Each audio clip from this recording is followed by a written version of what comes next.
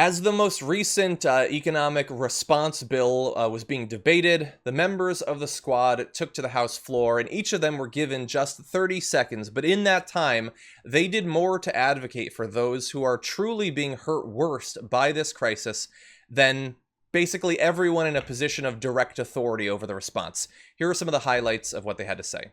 And on behalf of my constituents in the Bronx and Queens, New York's 14th congressional district, the most impacted district in America, calling people losing their families every day. It is a joke when Republicans say that they have urgency around this bill. The only folks that they have urgency around are folks like Ruth's Chris Steakhouse and Shake Shack. Those are the people getting assistance in this bill. You are not trying to fix this bill for mom and pops, and we have to fight to fund hospitals, fighting to fund testing.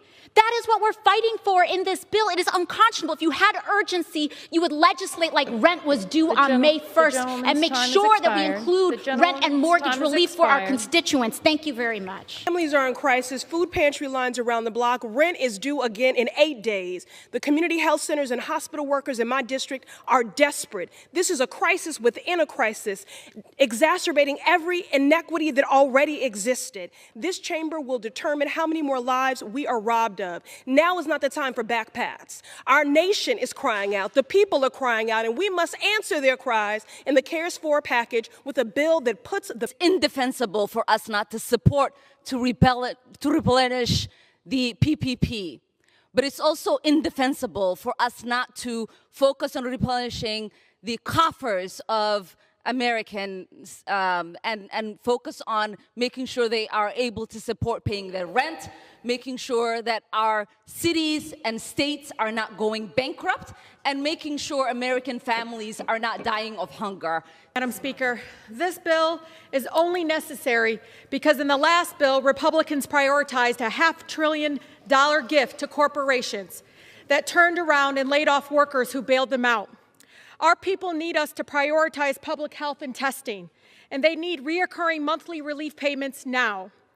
This is Skylar Herbert. You need to see her face because there needs to be a human face to this pandemic. She's 5 years old, died from coronavirus. Skylar loved dressing up and performing, and she loved and adored being in kindergarten.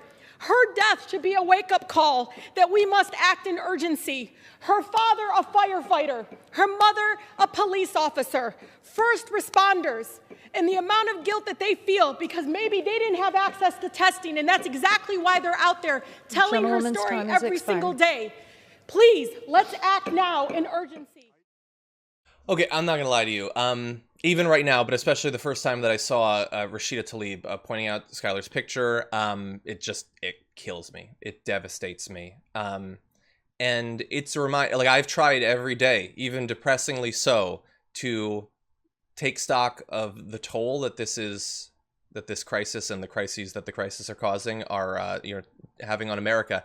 But those numbers, again, as we always say, like if 2,400 people died last year, that's 2,400 tragedies, 2,400 stories, 2,400 families and sets of friends. And that was just one picture, and it just kills you. And to know that there are so many more, even right now, as we're filming this, more that did not need to die. And so I am so glad that Rashida Tlaib, and you can hear in her voice how much she cares about these people and how hard she's fighting to try to help them.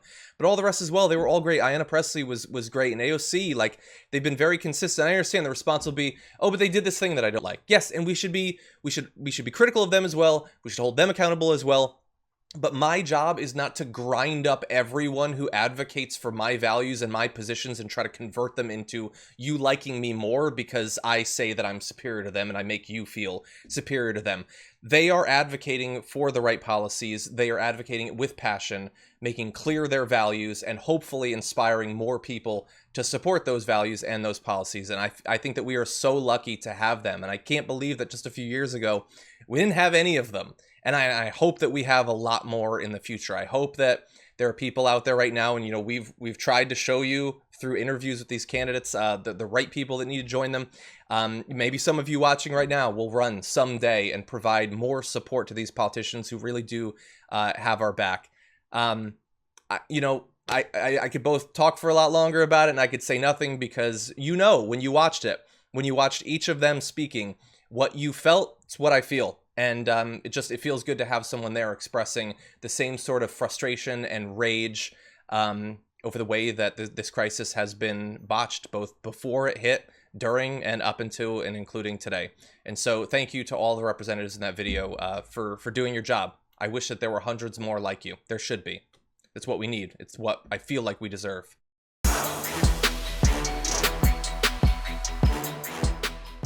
Check out the Damage Report podcast each day, wherever you get your podcasts, whether Pocket Casts or Stitcher or iTunes.